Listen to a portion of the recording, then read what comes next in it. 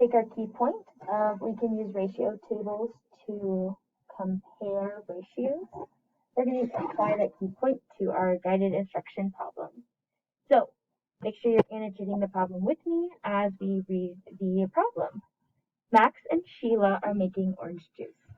Max mixes 10 cups of water for every 6 cups of juice concentrate. Sheila makes her juice by mixing 15 cups of water for every 12 cups of juice. Which beverage has the greatest ratio of juice concentrate to water? I'm going to highlight that question right there. Awesome. So we're going to start with our KW chart, starting with what we know. I know that Max, when he makes his orange juice, he takes 10 cups of water. I'm just going to put a W for water for every 6 cups of juice.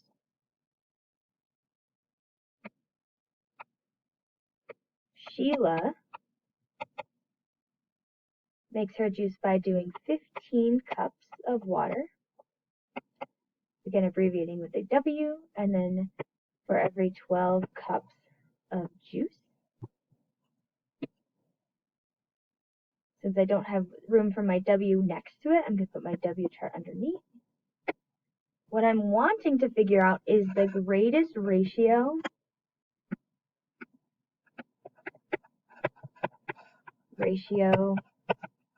of juice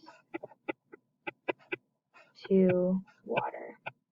So the most amount of juice or water. I'm looking at my checklist for success up here. It says if no ratio table is provided, I should create one with up to 4 sets of ratios.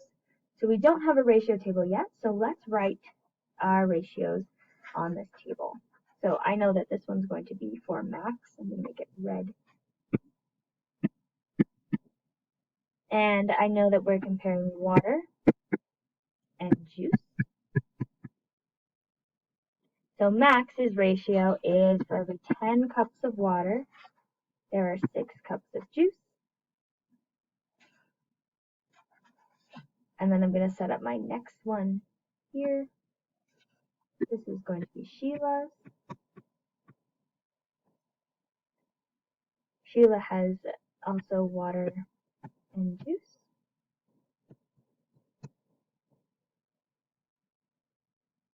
So Sheila has 15 cups of water and then 12 cups of juice. So what I'm going to do first over here is I can multiply by 2 on both sides to fill in my chart. 10 times 2 is 20. 6 times 2 is 12.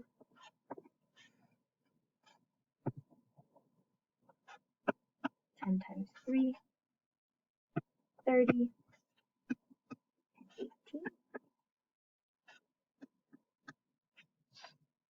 I'm going to do the same thing over here, multiply by 2, and multiply by 3, 15, 30, 45.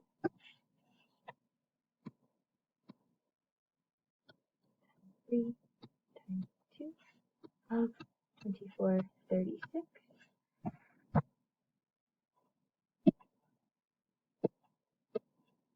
We only did 3 ratios, but that should be okay for now. So I'm going to check off my checklist. Then I'm going to look for ratios with a common term. I see a couple common terms on here. One of those is 30 on the water side. And I also see 12 on the juice side. There's another thing I can also do. I can see that my ratio here, 10 to 6, is not in simplest form. So I can divide 10 and 6 by their greatest common factor, which is 2. Make sure I get that into simplest form so that I have it, 5 to 3. And 15 and 12 are both divisible by 3. 15 divided by 3 is 5. 12 divided by 3 is 4. I'll give you a second to get that written down.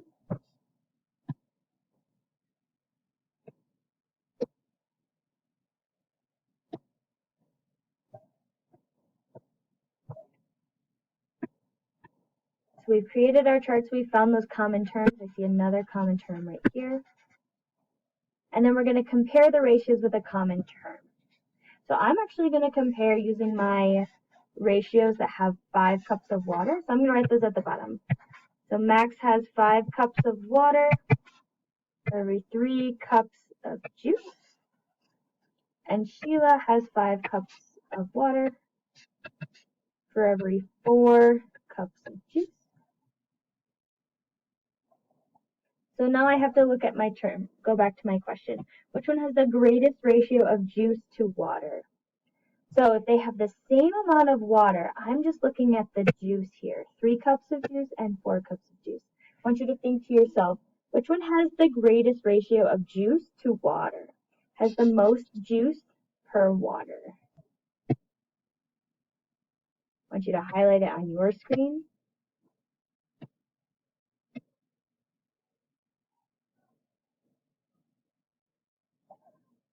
Alright, the one you should have highlighted is Sheila over here. We know that Sheila has the highest or the greatest ratio of juice to water because for 5 cups of water, I drew my 5 cups of water, she had 4 cups of juice. So let's say that these are the juice.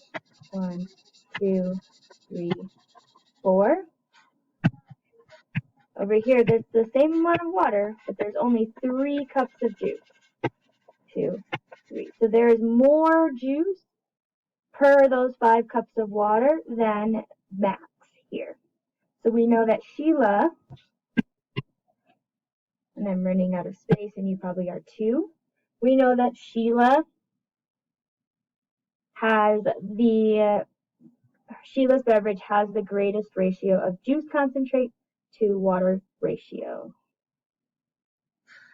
So write somewhere on your paper, there's no space for a sentence, but you can at least circle Sheila as the one with the most,